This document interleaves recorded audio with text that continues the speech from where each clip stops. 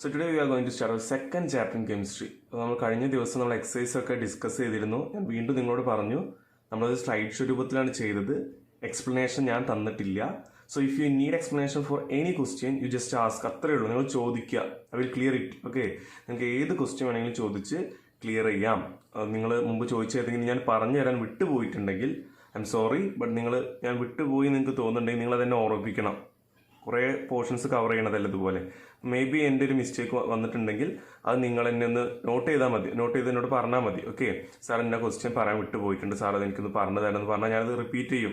അതിലൊന്നും യാതൊരു മടി കൂടാതെ ചോദിക്കാം. ഓക്കെ, സോ ഇന്ന് നമ്മൾ ചെയ്യണത് നമ്മൾ എല്ലാ ചാപ്റ്ററിൻ്റെ തുടക്കത്തിൽ ചെയ്യണ പോലെ തന്നെ ഒരു ഇൻട്രൊഡക്ഷനാണ്. ഓക്കെ, സോ ചാപ്റ്റർ 2-ന്റെ ഒരു ഇൻട്രൊഡക്ഷൻ. എന്തൊക്കെയാണ് നമ്മളിതിൽ കാണാൻ പോണത്, പ്രധാനപ്പെട്ട ക്വസ്റ്റ്യനുകൾ ഏതാണ്. അപ്പോൾ എപ്പോഴും ഞാൻ ചാപ്റ്റർ തുടങ്ങുമ്പോൾ പ്രധാനപ്പെട്ട ക്വസ്റ്റ്യൻസ് നിങ്ങൾക്ക് പറഞ്ഞു തരുന്നുണ്ട്. അപ്പോൾ നിങ്ങൾ ചെയ്യേണ്ട കാര്യം ചാപ്റ്റർ എടുക്കുമ്പോൾ ഞാൻ ഈ പ്രധാനപ്പെട്ടതെന്ന് പറയുന്ന പോർഷൻ എത്തുമ്പോൾ നിങ്ങളായിട്ട് തന്നെ അതിൽ നിന്ന് പ്രധാനപ്പെട്ട ചോദ്യങ്ങൾ എന്തൊക്കെയായിരിക്കും വരിക, അല്ലെങ്കിൽ സാർ പറഞ്ഞ ക്വസ്റ്റ്യന് പുറമെ ഇവിടുന്ന് വേറെ എന്തെങ്കിലും ചോദിക്കാൻ സാധ്യത ഉണ്ടോ, അല്ലെങ്കിൽ അവിടെ ഞാൻ ക്ലാസ് എടുക്കുന്ന നിങ്ങൾക്ക് എന്തെങ്കിലും ക്ലിയർ ആവാത്തുണ്ടെങ്കിൽ അതിൽ ഓരോ പോയിന്റും ഓരോ വേർഡ് ബൈ വേർഡ് നിങ്ങൾ ക്ലിയർ ചെയ്ത് പോവുക. ഞാൻ തുടക്കത്തിലേ പറയുന്ന പോർഷൻ ഇമ്പോർട്ടൻ്റ് ആണെന്നുള്ളത്. അപ്പോൾ നിങ്ങളത് ആദ്യം മുതൽക്കേ നിങ്ങളത് ശ്രദ്ധിക്കുക. അതാണ് നിങ്ങൾ ചെയ്യേണ്ട പ്രധാനപ്പെട്ട കാര്യം. ഞാൻ അഷ്വർ ചെയ്ത കാര്യം നിങ്ങൾക്ക് ഓർമ്മ ഉണ്ടല്ലോ, അതിൽ നിങ്ങൾ എൻ്റെ കൂടെ വർക്ക് ചെയ്താൽ മതി ഞാൻ പറഞ്ഞു. അപ്പോൾ നിങ്ങൾ ഹോംവർക്കുകൾ തരുമ്പോൾ കൃത്യമായിട്ട് ചെയ്യുക. പ്രത്യേകിച്ച് ഈ ഒരു ചാപ്റ്റർ കുറച്ച് ലെങ്തിയാണ്, ഒരുപാട് വലുതാണെന്നല്ല ഞാൻ പറയുന്നത്, പക്ഷേ അത്യാവശ്യം കുറച്ച് കണ്ടന്റ് ഇതിലുണ്ട്. അതുപോലെ തന്നെ റിയാക്ഷനുകളും കാര്യങ്ങളൊക്കെ നമ്മൾ പഠിക്കുന്നുണ്ട്. So will go to the chapter and see what all things we are going to study and learn here. Okay, ഇവിടെ എന്തൊക്കെ പഠിക്കാനുള്ളത്, അതുപോലെ നമ്മൾ എന്തൊക്കെ മനസ്സിലാക്കാനുള്ളതെന്നൊക്കെ നമുക്കൊന്ന് നോക്കാം.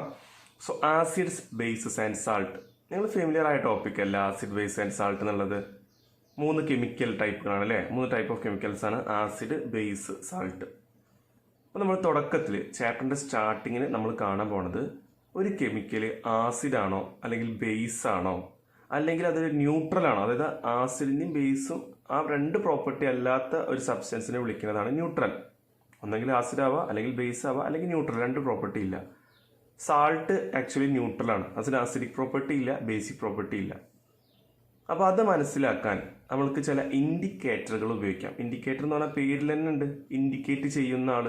ബൈക്കിൻ്റെ അല്ലെങ്കിൽ മറ്റു വെഹിക്കിൾസിൻ്റെ ഒക്കെ ഇൻഡിക്കേറ്റർ എങ്ങനെയാണ് നമ്മൾ ടേൺ ചെയ്യാന്ന് കാണിക്കാൻ.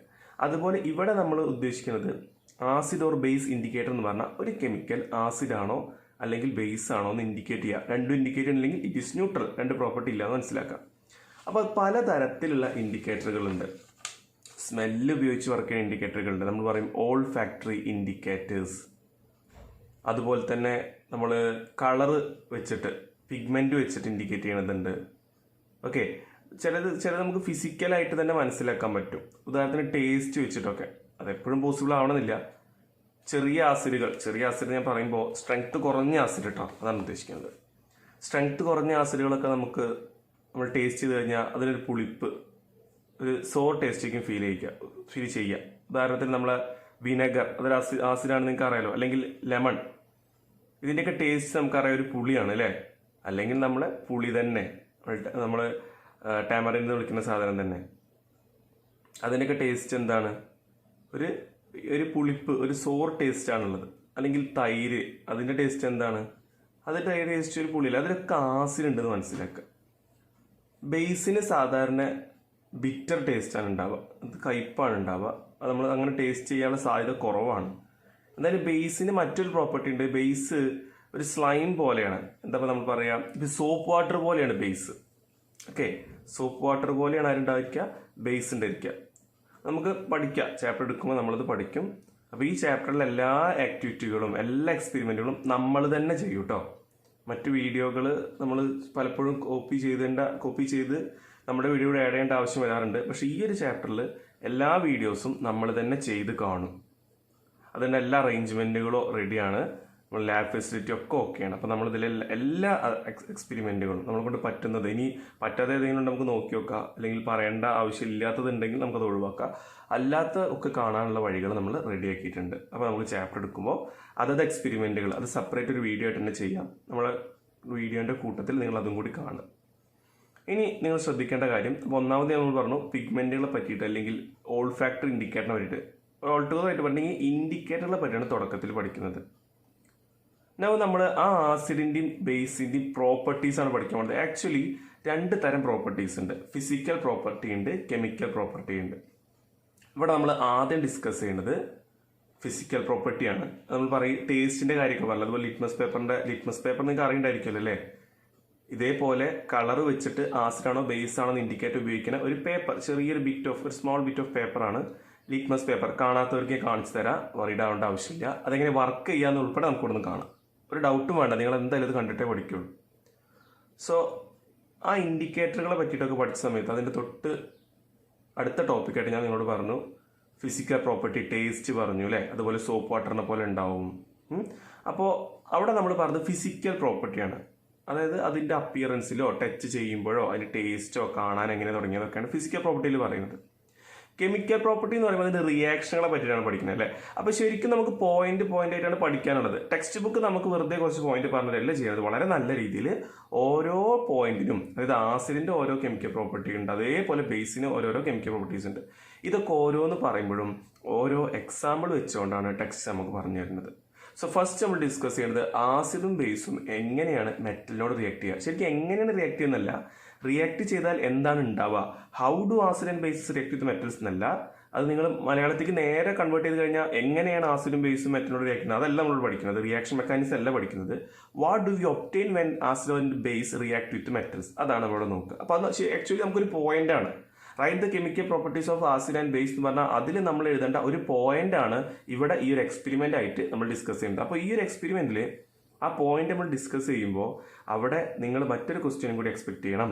മേ ബി നമുക്കൊരു മെറ്റൽ തന്നിട്ട് ഈ മെറ്റൽ ഇന്ന ആസിഡിൽ കൊണ്ടിട്ടു അല്ലെങ്കിൽ ആ ഒരു ബേസിൽ കൊണ്ടിട്ടു, എന്താ നമുക്ക് കിട്ടുക, എന്തൊക്കെയായിരിക്കും ബൈ പ്രൊഡക്റ്റ്. അപ്പോൾ നിങ്ങൾ കെമിക്കൽ റിയാക്ഷൻ എഴുതേണ്ടി വരും. അത് മുമ്പത്തെ ചാപ്റ്ററിൽ എഴുതാൻ പഠിച്ചു, അത് ആ ചാപ്റ്ററിനെ ചോദിക്കുള്ളൂ എന്ന് നിർബന്ധമൊന്നുമില്ല. ഇനി ഏത് ചാപ്റ്റർ വേണമെങ്കിൽ ചോദിക്കാം. സോ നമ്മൾ അതിനും കൂടി ഇവിടെ പ്രിപ്പയർഡ് ആവണം. നെക്സ്റ്റ് എന്താണ് chemical property? How do metal carbonate and metal hydrogen carbonate react with acid. Metal carbonate എന്ന് പറഞ്ഞാൽ കാൽഷ്യം കാർബണേറ്റ്, സോഡിയം കാർബണേറ്റ് എന്ന് കേട്ടില്ലേ, അതുപോലെ ഏതെങ്കിലും ഒരു മെറ്റലിന്റെ കാർബണേറ്റ്. ഹൈഡ്രജൻ കാർബണേറ്റ് എന്ന് പറഞ്ഞാൽ ബൈകാർബണേറ്റ് എന്ന് വിളിക്കും നമ്മൾ. Sodium bicarbonate, calcium bicarbonate.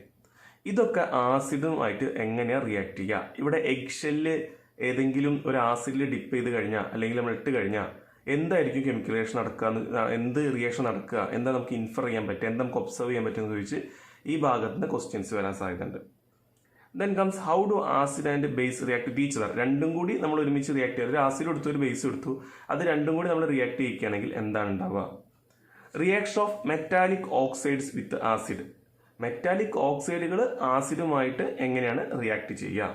Metallic oxide എന്ന് പറഞ്ഞാൽ എന്താണ്? സോഡിയം ഓക്സൈഡ്, കാൽഷ്യം ഓക്സൈഡ്, ഇതൊക്കെ മെറ്റാലിക് ഓക്സൈഡുകളാണ്. ഏതെങ്കിലും മെറ്റലിന്റെ ഓക്സൈഡ് അതൊരു ആസിഡുമായിട്ട് എങ്ങനെയാണ് റിയാക്ട് ചെയ്യുക എന്നുള്ളതാണ് അടുത്തൊരു കെമിക്കൽ പ്രോപ്പർട്ടി പറയുന്നത്. ദെൻ നോൺ മെറ്റാലിക് ഓക്സൈഡ് വിത്ത് ബേസ്. നോൺ മെറ്റാലിക് ഓക്സൈഡ് എന്ന് പറയുമ്പോൾ കാർബൺ ഡൈ ഓക്സൈഡ്, കാർബൺ ഒരു നോൺ മെറ്റലാണ്, അതിന്റെ ഓക്സൈഡ്. അതുപോലെ ഏതെങ്കിലും നോൺ മെറ്റലിന്റെ ഓക്സൈഡ് ബേസുമായിട്ട് എങ്ങനെ റിയാക്ട് ചെയ്യുക. ഇവിടെ നിങ്ങൾ ശ്രദ്ധിക്കേണ്ട ഒരു കാര്യമുണ്ട്. ഈ മെറ്റാലിക് ഓക്സൈഡിന് ഒരു പ്രോപ്പർട്ടി ഉണ്ട്, അത് ആസിഡ് അല്ലെങ്കിൽ ബേസ് ഏതോ ഒരു പ്രോപ്പർട്ടി അതിനുണ്ട്. അതുപോലെ നോൺ മെറ്റാലിക് ഓക്സൈഡിനുണ്ട്, അതിന് ആസിഡിക് അല്ലെങ്കിൽ ബേസിക് ഏതോ ഒന്നേ ഉള്ളൂ കേട്ടോ. നമ്മൾ ചാപ്റ്റർ എടുക്കുമ്പോഴേ പറയുള്ളൂ, ഇപ്പോൾ ഞാൻ പറയണില്ല. അപ്പോൾ നിങ്ങൾ ഓർത്ത് വെക്കുക ആ ഒരു ക്വസ്റ്റ്യൻ, കാരണം അത് നമുക്ക് പല സ്ഥലത്തും ഉപയോഗപ്പെടും. ആസിഡും ബേസും റിയാക്ട് ചെയ്താൽ എന്താ കിട്ടുക എന്നുള്ളത് ഒരു പോയിന്റ് നമ്മൾ പഠിച്ചല്ലോ. അതേ പോയിന്റിനാണ് ഇവിടെ നമ്മൾ അപ്ലൈ ചെയ്യേണ്ടത്. ഈ നോൺ മെറ്റാലിക് ഓക്സൈഡ് ബേസിനോട് റിയാക്ട് ചെയ്യുമ്പോഴും അതുപോലെ മെറ്റാലിക് ഓക്സൈഡ് ആസിഡിനോട് റിയാക്ട് ചെയ്യുമ്പോഴും നമ്മൾ മുമ്പ് പഠിച്ചൊരു പോയിന്റ്, അതായത് ആസിഡും ബേസും റിയാക്ട് ചെയ്യുമ്പോൾ എന്താ ഉണ്ടാവുക അത് തന്നെയാണ് ഇവിടെ നമ്മൾ പറയേണ്ടത്. അപ്പോൾ ഈ ഭാഗം എടുക്കുമ്പോൾ നിങ്ങളത് പ്രത്യേകം ശ്രദ്ധിക്കുന്നു വിചാരിക്കണം. ഇനി എല്ലാ ആസിഡുകളിലും അതുപോലെ എല്ലാ ബേസുകളിലും, ആസിഡിൽ മാത്രമായിട്ടോ നമ്മൾ സെപ്പറേറ്റ് പറയുന്നത്, എല്ലാ ആസിഡിലും അതുപോലെ എല്ലാ ബേസുകളിലും കോമൺ ആയിട്ട് ഏതോ ഒരു കെമിക്കൽ പാർട്ട് ഉണ്ട്. അത് ഏതാണെന്നാണ് അടുത്ത് നമ്മൾ ഡിസ്കസ് ചെയ്യുന്നത്. ഏത് ആസിഡ് എടുത്തു കഴിഞ്ഞാലും നമുക്ക് ആസിഡിലൊക്കെ ഒരു പ്രത്യേക കോമൺ ആയിട്ടൊരു സാധനം കാണാം. അതുപോലെ ഏത് ബേസ് എടുത്താലും അതിലൊരു കോമൺ ആയിട്ട് നമുക്കൊരു ഭാഗം കാണാൻ പറ്റും. അത് ഏതാണെന്നാണ് അടുത്ത് നമ്മൾ ഡിസ്കസ് ചെയ്യുന്നത്. ഇവിടെ ഞാൻ ഈ ഇൻടെക്സ്റ്റ് ക്വസ്റ്റ്യനുകളിൽ പ്രധാനപ്പെട്ട ചില ക്വസ്റ്റ്യനുകളുണ്ട്. ഉദാഹരണത്തിന് HCl ഒരു ആസിഡാണ്, ഹൈഡ്രോക്ലോറിക് ആസിഡ്, അതാണ് HCl. പക്ഷേ ഈ HCl നമ്മളതിൻ്റെ ഡ്രൈ ഫോമിൽ അല്ലെങ്കിൽ പൗഡർ ഫോമിൽ അല്ലെങ്കിൽ സോളിഡ് ഫോമിൽ എടുത്തു കഴിഞ്ഞാൽ അതിന് അസിഡിക് പ്രോപ്പർട്ടി ഇല്ല. അത് നിങ്ങൾ ഇനി എന്ത് ചെയ്താലും, നിങ്ങൾ അങ്ങനത്തെ നിങ്ങളെ കയ്യിലിട്ടാലും യാതൊരു കുഴപ്പമില്ല. ഓക്കെ, അതെന്തുകൊണ്ടാണ് അതിന് അസിഡിക് പ്രോപ്പർട്ടി കാണിക്കാത്തത് പ്രധാന ചോദ്യമാണ്. നമുക്കത് ആ ടോപ്പിക് എടുക്കുമ്പോൾ നമുക്ക് ശ്രദ്ധിക്കാം. ഇനി what happen to an acid or base in water solution. ഒരു വെള്ളത്തിൽ നമ്മൾ ആസിഡ് അല്ലെങ്കിൽ ബേസ് ആഡ് ചെയ്ത് കഴിഞ്ഞാൽ എന്താണ് സംഭവിക്കുക. അവിടെ നിങ്ങൾ ശരിക്കും ശ്രദ്ധിക്കണം. നമ്മൾ ആസിഡിലേക്ക് വെള്ളം ഒഴിക്കുകയാണോ ചെയ്യുക, വെള്ളത്തിലേക്ക് ആസിഡ് ഒഴിക്കുകയാണോ ചെയ്യുക? Should we pour or should we add acid to water or water into acid? ഇതൊരു ക്വസ്റ്റ്യൻ തന്നെയാണ്, നമുക്ക് അവിടെ ഡിസ്കസ് ചെയ്യാം. എന്തുകൊണ്ടാണ് ചിലപ്പോൾ നമ്മളോട് പറയും, നമ്മൾ ഏതെങ്കിലും ഇപ്പം രണ്ട് ഐറ്റം പറഞ്ഞില്ലേ, അതിൽ ഒന്ന് ചെയ്യരുത്, അതായത് ആസിഡിക്ക് വെള്ളം ഒഴിക്കരുത് അല്ലെങ്കിൽ വെള്ളത്തിലേക്ക് ആസിഡ് ഒഴിക്കരുത്, ഏതൊന്നും ചെയ്യാൻ പാടില്ലാത്തതാണ്. അതെന്തുകൊണ്ടാണ് ചെയ്യാൻ പാടില്ലാത്തത്, ചെയ്താൽ എന്താ ഉണ്ടാവുക എന്നുകൂടി നമ്മളോട് പറയും. അത് നമുക്ക് ലാബിലൊക്കെ ആവശ്യമുള്ള കാര്യമാണ്. ഓക്കെ, ഇവിടെ ഈ ഇൻടെക്സ്റ്റ് ക്വസ്റ്റ്യനിലാണ് ഞാൻ മുമ്പ് ഡിസ്കസ് ചെയ്ത ആ ക്വസ്റ്റ്യനൊക്കെ വരുന്നത്. അപ്പോൾ ഈ ഒരു ഭാഗം നിങ്ങൾ പ്രത്യേകം ശ്രദ്ധിക്കാം. How strong are acid or base solution. അപ്പോൾ ഇനി ആസിഡിൻ്റെയും ബേസിൻ്റെയും സ്ട്രെങ്ത് ആണ് പറയുന്നത്. ഒരു ആസിഡ് എത്ര പവർഫുൾ ആസിഡാണ് അല്ലെങ്കിൽ ഒരു ബേസ് എത്ര പവർഫുൾ ബേസ് ആണെന്ന് എങ്ങനെ നമുക്ക് മനസ്സിലാക്കാൻ പറ്റും? അതിന് നമുക്കൊരു pH പേപ്പർ എന്നുള്ളൊരു പേപ്പർ ഉണ്ട്. ഒരു യെല്ലോ കളർ സാൻഡൽ കളർ പേപ്പറാണ്. ആ പേപ്പർ വെച്ചിട്ട് നമുക്കൊരു ആസിഡിൻ്റെ അല്ലെങ്കിൽ ബേസിൻ്റെ പ്രോപ്പർട്ടീസ് ആദ്യം തന്നെ പറയാം. അതായത് ഒരു സബ്സ്റ്റൻസ് നമുക്ക് തന്നു കഴിഞ്ഞാൽ ആസിഡാണോ ബേസ് ആണോ pH പേപ്പർ വെച്ച് പറയാം. അത് നമുക്ക് മുമ്പേ ഇൻഡിക്കേറ്റർ നമ്മൾ പഠിച്ചതാണ്, അപ്പോൾ അതിന് പുതുമയൊന്നുമില്ല. പക്ഷേ ഈ pH പേപ്പർ എന്ന് പറഞ്ഞൊരു പേപ്പർ അത് ഉപയോഗിച്ച് കഴിഞ്ഞാൽ നമുക്ക് ആ ആസിഡ് എത്ര സ്ട്രോങ് ആസിഡാണെന്ന് മനസ്സിലാക്കാൻ പറ്റും. അത് എത്ര ബേസ് ആണെങ്കിൽ എത്ര വീക്ക് അല്ലെങ്കിൽ എത്ര സ്ട്രോങ് ബേസ് ആണെന്ന് മനസ്സിലാക്കാൻ പറ്റും. അപ്പോൾ അതിൻ്റെ ഒരു റെപ്രസെൻറ്റേഷൻ ഇവിടെ കൊടുത്തിട്ടുണ്ട്. ഇത് നമുക്ക് ഡിസ്കസ് ചെയ്യാനുള്ള പ്രധാനപ്പെട്ട ഒരു പോർഷനാണ്. ഓക്കെ, ഇനി നമ്മുടെ എവറിഡേ ലൈഫിൽ pHന് എന്താണ് ഇത്ര ഇമ്പോർട്ടൻസ്? ഇപ്പോൾ മഴക്കാലമൊക്കെ വരാനായി തുടങ്ങിയില്ലേ? നിങ്ങളുടെയൊക്കെ വീട്ടിൽ ചെറിയ രീതിയിലെങ്കിലും ഫാം ലാൻഡുകളോ ഫാമിങ്ങോ ചെറിയ അടുക്കളത്തോട്ടമൊക്കെ ഉണ്ടെങ്കിൽ നിങ്ങളുടെ വീട്ടിലുള്ള മുതിർന്ന ആളുകൾ നീറ്റ് കക്ക എന്ന് പറയും മലയാളത്തിൽ, അല്ലെങ്കിൽ calcium carbonate, calcium hydroxide carbonate ആയത്, ഓക്കെ, ഇനി വാട്ടവർ കുമ്മായം, അത് മതി. കുമ്മായം എന്ന് പറയുന്ന സാധനം കടയിൽ നിന്ന് വാങ്ങിക്കൊണ്ടു കാണാൻ പറ്റും. എന്നിട്ട് അത് മണ്ണിലൊക്കെ ഇട്ട് കൊടുക്കും, തെങ്ങിൻ്റെയൊക്കെ താഴേക്ക് ഇട്ട് കൊടുക്കുന്നത് കാണാൻ പറ്റും, അല്ലെങ്കിൽ നമ്മുടെ ചട്ടികളിലോ ചെടികൾക്കൊക്കെ ചെറുതായിട്ട് ആഡ് ചെയ്യണമെന്ന് കാണാൻ പറ്റും. അതൊക്കെ ഇവിടെ നമ്മളെ എവറിഡേ ലൈഫിൽ ഈ ഒരു pHൻ്റെ ഇമ്പോർട്ടൻസ് മെൻഷൻ ചെയ്യുമ്പോൾ നമുക്ക് ഡിസ്കസ് ചെയ്യാനുള്ള ടോപ്പിക്കുകളാണ്. നമ്മളുടെ സ്റ്റൊമക്കിലും അതേ pHന് നല്ല ഇമ്പോർട്ടൻസ് ഉണ്ട്. അതും നമുക്കിവിടെ ഡിസ്കസ് ചെയ്യാനുള്ള ഒരു പ്രധാനപ്പെട്ട ടോപ്പിക്കാണ്. അത് നമുക്ക് നോക്കാം. ഓക്കെ, അപ്പോൾ ഇവിടെ പ്രധാനപ്പെട്ട 1-2 ചോദ്യങ്ങളുണ്ട്, നമുക്ക് ഡിസ്കസ് ചെയ്യാം. Next come salt. സാൾട്ട് എന്താണെന്ന് ഞാൻ എപ്പോഴും പറഞ്ഞുതരാം. ഒരു ആസിഡും ബേസും റിയാക്ട് ചെയ്ത് കഴിഞ്ഞാൽ കിട്ടുന്ന 2 പ്രൊഡക്റ്റ് ഉണ്ട്. അതിലൊന്നാണ് സാൾട്ട്. ഒരു പ്രൊഡക്റ്റ് വാട്ടറാണ്, മറ്റു പ്രൊഡക്റ്റ് സാൾട്ടാണ്. ഇവിടെ നമുക്ക് ഈ ചാപ്റ്ററിൽ പ്രധാനമായിട്ടും നമുക്ക് ഡിസ്കസ് ചെയ്യാൻ ഉള്ള സാൾട്ടുകൾ എന്ന് പറയുന്നത് സോഡിയം ഹൈഡ്രോക്സൈഡ്, കോസ്റ്റിക് സോഡ എന്ന് വിളിക്കുക കേട്ടോ. ഒരു സാൾട്ടിൻ്റെ പേരാണ് സോഡിയം ഹൈഡ്രോക്സൈഡ്. കോമൺ സാൾട്ടിൽ നിന്ന് ഉണ്ടാക്കുന്ന ഒരു കെമിക്കലാണ് കോസ്റ്റിക് സോഡ. ഓക്കെ, നെക്സ്റ്റ് നമുക്ക് ഡിസ്കസ് ചെയ്യാനുള്ളത് ബ്ലീച്ചിങ് പൗഡറാണ്. അതാണ് അടുത്ത കോമ്പൗണ്ട്. അടുത്ത നമുക്ക് പറയാനുള്ളത് സോഡിയം ബൈകാർബണേറ്റ് ഉണ്ട്, സോഡിയം കാർബണേറ്റ് ഉണ്ട്. ഇത്രയും ടോപ്പിക്കുകൾ മീൻസ് ഇത്രയും സാൾട്ടുകളാണ് നമുക്കിവിടെ ഡിസ്കസ് ചെയ്യുന്നത്. അപ്പോൾ ഏതൊക്കെയാണ് പറഞ്ഞത്?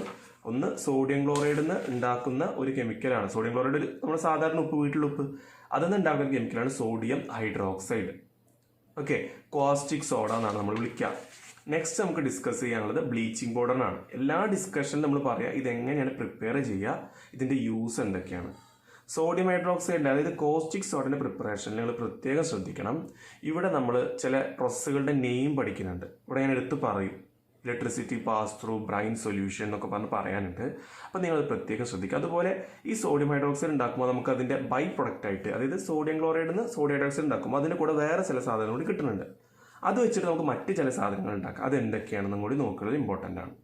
പിന്നെ നിങ്ങൾ ശ്രദ്ധിക്കേണ്ടത്, ഇവിടെ നിങ്ങൾക്ക് മാറിപ്പോവുക, ഇതിൻ്റെ പേര് ഞാൻ പറഞ്ഞു കോസ്റ്റിക് സോഡയാണെന്ന് പറഞ്ഞു അല്ലേ. അതുപോലെ വാഷിംഗ് സോഡ ഉണ്ട്, ബേക്കിംഗ് സോഡ ഉണ്ട്, ബേക്കിംഗ് പൗഡറും ഉണ്ട്. ഇവിടെ ഈ സോഡകളുടെ കാര്യം പറഞ്ഞ കൂട്ടത്തിൽ, അത് സോഡയുടെ കാര്യം ഇത്രേ ഉള്ളൂ, നിങ്ങൾ പേര് മാറിപ്പോകരുത്. ഇനി ഇതിൻ്റെ കൂട്ടത്തിൽ എനിക്ക് പറയുന്നത് baking soda and baking powder രണ്ടും ഉപയോഗിക്കുമ്പോൾ ചെറിയ പ്രശ്നമുണ്ട്. ലാസ്റ്റ് ഇയർ അല്ല, അതിൻ്റെ മുമ്പത്തെ വർഷം പരീക്ഷയ്ക്ക് വന്ന ചോദ്യം തരുന്നു. ഒരമ്മ കുട്ടിക്ക് കേക്ക് ഉണ്ടാക്കി കൊടുക്കുന്ന സമയത്ത് ബേക്കിംഗ് സോഡ അല്ലെങ്കിൽ ബേക്കിംഗ് പൗഡർ, നമ്മൾ ക്ലാസ്സിൽ എടുക്കുമ്പോൾ നിങ്ങൾ ശ്രദ്ധിക്കുന്ന ഭാഗം കേട്ടോ, ഏതോ ഒന്നായിരുന്നു ഉപയോഗിക്കേണ്ടത്, പക്ഷെ അതിന് പകരം മറ്റത് ഉപയോഗിച്ചു. അതായത് ബേക്കിംഗ് സോഡ ഉപയോഗിക്കുന്നതിന് പകരം ബേക്കിംഗ് പൗഡർ ഉപയോഗിച്ചു, അല്ലെങ്കിൽ ബേക്കിംഗ് പൗഡർ ഉപയോഗിക്കുന്നതിന് പകരം ബേക്കിംഗ് സോഡ ഉപയോഗിച്ചു. ഇങ്ങനെ ഉണ്ടാക്കി കഴിഞ്ഞപ്പോൾ എന്തൊക്കെയായിരിക്കും ആ കേക്കിൽ സാധാരണ നല്ല രീതിയിൽ കേക്ക് ഉണ്ടാക്കുന്നതും ഇപ്പോൾ ഉണ്ടാക്കിയെങ്കിൽ തമ്മിൽ എന്തൊക്കെ വ്യത്യാസങ്ങളായിരിക്കും ഉണ്ടാകുക, എന്തുകൊണ്ടാണത്? ഇമ്പോർട്ടൻറ്റ് ക്വസ്റ്റ്യൻ ആണ്. അതൊരു വാല്യൂ ബേസ്ഡ് ക്വസ്റ്റ്യൻ ആയിട്ടാണ് വന്നിരുന്നത്.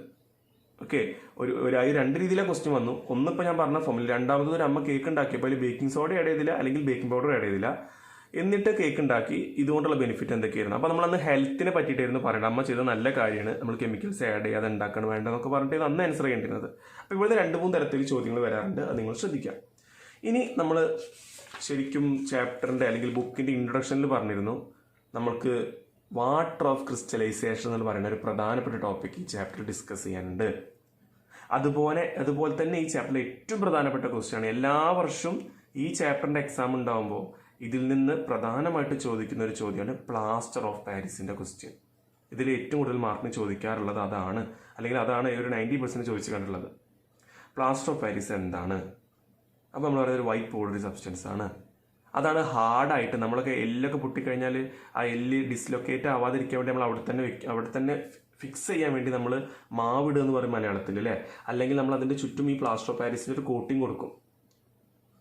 അത് സിമെൻറ്റ് ചെയ്ത പോലെ ഉണ്ടാവും, നമ്മൾ കൈയോടെ ഉറച്ച് നിൽക്കും. അപ്പോൾ അവിടെ നമ്മൾ ഉപയോഗിക്കുന്ന ആ കെമിക്കലിൽ വരുന്ന പ്ലാസ്റ്റർ ഓഫ് പാരീസ്. അപ്പോൾ അതെങ്ങനെയാണ് ഹാർഡായിട്ട് മാറി? ശരിക്കും വൈറ്റ് പൗഡറി സബ്സ്റ്റൻസ് ആണ്. അതെങ്ങനെയാണ് ഹാർഡസ്റ്റ് സബ്സ്റ്റൻസ് ആയിട്ട് മാറിയത്? അല്ലെങ്കിൽ തിരിച്ച് പഴയ പോലെ ആക്കാൻ പറ്റുമോ? അതിന് കെമിക്കൽ ഫോമിൽ എന്താണ്, എന്ത് റിയാക്ഷനാണ് നടക്കുന്നത്? ഇതൊക്കെയാണ് നമുക്ക് ഇവിടെ ഡിസ്കസ് ചെയ്യാനുള്ളത്. ഓക്കെ, അപ്പോൾ ഇത് നമ്മൾ നെക്സ്റ്റ് ക്ലാസ്സിലല്ല കാണാം, അതിൻ്റെ അടുത്ത ക്ലാസ്സിലേ കാണുള്ളൂ. കാരണം നെക്സ്റ്റ് കെമിസ്ട്രി ക്ലാസ്സിൽ ടൈം ടേബിൾ എന്നത് കണ്ടല്ലോ. ആ നെക്സ്റ്റ് കെമിസ്ട്രി ക്ലാസ്സിൽ നമുക്ക് ഫസ്റ്റ് ചാപ്റ്ററിൻ്റെ എക്സാമാണ് ഉണ്ടായിരിക്കുക. ഓക്കെ, അപ്പോൾ എക്സാം മേ ബി അത് ലൈവ് ആവാൻ സാധ്യതയുണ്ട്. അതല്ലാന്നുണ്ടെങ്കിൽ ലൈവ് ചിലർക്ക് ബുദ്ധിമുട്ടാണ്, അതുകൊണ്ടാണ് നമ്മൾ ലൈവ് ക്ലാസ്സിലേക്ക് പോകാത്തത്. ഇപ്പോൾ നിങ്ങൾ സ്കൂളിലൊക്കെ ക്ലാസ് തുടങ്ങിയിട്ടുണ്ടെങ്കിൽ ചിലർക്കെങ്കിലും മനസ്സിലായിട്ടുണ്ടാവും ലൈവ് ക്ലാസ്സുകൾ നടത്തിയാൽ എന്താ ബുദ്ധിമുട്ട് എന്നുള്ളത്. ശരിക്കും നല്ല എളുപ്പമാണ്, യാതൊരു പ്രോസസ്സിങ്ങും വേണ്ട. അപ്പോൾ അതിന് പോവാത്തത് എന്തുകൊണ്ടാണ് നിങ്ങൾക്ക് ഒരുവിധം ആൾക്കാർക്ക് കാര്യങ്ങൾ മനസ്സിലായിട്ടുണ്ടാവും. അപ്പോൾ എനിവേ നമുക്ക് അടുത്ത കെമിസ്ട്രി ക്ലാസ്സിൽ എക്സാമാണ്, യാതൊരു സംശയം വേണ്ട. അതായത് അടുത്ത ചൊവ്വാഴ്ച, അടുത്ത ട്യൂസ്ഡേ നമുക്ക് ഒരു എക്സാം ഉണ്ടായിരിക്കും. ഫസ്റ്റ് ചാപ്റ്ററിൻ്റെ ബേസ് ചെയ്തിട്ടാണ് എക്സാം ഉണ്ടാവുക. മാക്സിമം ക്വസ്റ്റ്യൻസ് ഉണ്ടാവും. ഞാൻ നിങ്ങളോട് 50 മാർക്കിൻ്റെ എക്സാമാണ്, 100 മാർക്ക് എക്സാം എന്ന് പറയൂല. ചിലപ്പോൾ എക്സാം 10 മാർക്സിൻ്റെ ആവും, ചിലപ്പോൾ എക്സാം 100 മാർക്സിൻ്റെ ആവും, ഒന്നും പറയാൻ പറ്റില്ല. മാക്സിമം ആ ചാപ്റ്ററിൽ നിന്ന് എത്ര ചോദ്യങ്ങളാണോ നിങ്ങൾ പഠിക്കേണ്ടത് അത് മുഴുവൻ ആ ക്വസ്റ്റ്യൻ പേപ്പറിൽ ഉണ്ടായിരിക്കും. ഓക്കെ, നിങ്ങൾക്ക് ഇഷ്ടംപോലെ ടൈം ഉണ്ടല്ലോ, സോ ഇരുന്ന് എഴുതാം. അതിനനുസരിച്ച് ഞാൻ സെറ്റ് ചെയ്യുള്ളൂ, നമ്മൾ ബുദ്ധിമുട്ടിക്കാൻ വേണ്ടിയിട്ടൊന്നുമല്ല. നിങ്ങൾ ആ ചാപ്റ്ററിൽ നിന്ന് പ്രധാനപ്പെട്ട ചോദ്യങ്ങൾ കാണണം, പ്രിപ്പയർഡ് ആവണം. ഇൻ കേസ് എന്തെങ്കിലും മിസ്റ്റേക്ക് വരികയാണെങ്കിൽ നിങ്ങളത് നല്ല രീതിയിൽ മേക്ക് ഓവർ ചെയ്യണം. നെക്സ്റ്റ് എക്സാം നമ്മൾ ക്ലിയർ ചെയ്യണം, അതിന് വേണ്ടിയിട്ടാണ്. അപ്പോൾ നമ്മളിനി ലൈവ് അല്ലാന്നുണ്ടെങ്കിലും നിങ്ങൾ be sincere to yourself. എപ്പോഴും പറയാറില്ലേ, നിങ്ങൾ ആ ഒരു A1 വേണ്ടി മാത്രമല്ല ശ്രമിക്കേണ്ടത്, നമ്മുടെ നോളേജ് അത് ഡെവലപ്പ് ചെയ്യാൻ കൂടി നമ്മൾ ഇതിൻ്റെ കൂടുതൽ ശ്രമിക്കുക. അതാണ് പ്രധാന മോട്ടീവ്. അതുകൊണ്ട് മാത്രമേ നിങ്ങൾക്ക് സസ്റ്റെയിൻ ചെയ്യാൻ പറ്റുള്ളൂ. മാർക്ക് വാങ്ങിയിട്ട് നിങ്ങൾക്ക് പിടിച്ചു വെക്കാൻ പറ്റില്ല. പണ്ട് പറ്റുമായിരിക്കാം, പക്ഷേ ഇപ്പോൾ പണ്ടൊക്കെ വെറും മാർക്ക് കൊണ്ട് മാത്രം നമ്മൾ പിടിച്ചു പോയിട്ടുണ്ടായിരിക്കാം പലരും. പക്ഷെ ഇപ്പോൾ നമുക്ക് മാർക്ക് മാത്രം പോരാ, നമ്മളെ എബിലിറ്റി അല്ലെങ്കിൽ നമുക്ക് ആ അറിവിൻ്റെ എത്രത്തോളം നോളേജ് ഉണ്ട് എന്നുള്ളത് പല രീതിയിൽ ആളുകൾ മെഷർ ചെയ്യും. അതുകൊണ്ട് നിങ്ങൾ അതിൽ കളിക്കാൻ നിൽക്കരുത്. സോ നെക്സ്റ്റ് ക്ലാസ്സിൽ എക്സാമാണ്, ഫസ്റ്റ് ചാപ്റ്റർ പ്രിപ്പയർ ചെയ്യുക. നിങ്ങൾക്ക് ഒരുപാട് സംശയങ്ങൾ ഉണ്ടാവട്ടെ, എന്നോട് ചോദിക്കുക, നന്നായിട്ട് പ്രിപ്പയർഡ് ആവുക. ഓക്കെ, നിങ്ങൾക്ക് നല്ല മാർക്ക് കിട്ടുമ്പോൾ എനിക്ക് നല്ല സന്തോഷമാവും. So will see in next video. Thank U.